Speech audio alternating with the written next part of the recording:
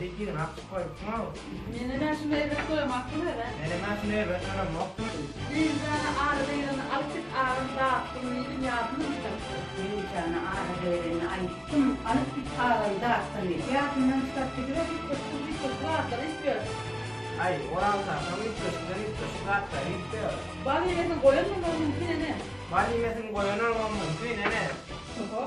Oho, Yedim bu yasayı. enemin min atayım. Oho. Oy ne oldu ya nasıl çıkıyor? Nasıl? Denizden bir küçük geliyor, sahile. Ne küçük sen? Benim manaş değildi. Manaş değildi. Anladın mı nasıl?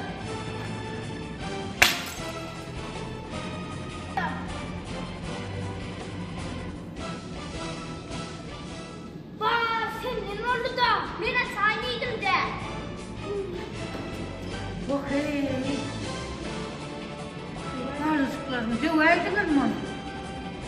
Ne kıvamdan oldu? Ben oldu da bari beni. Ben atayım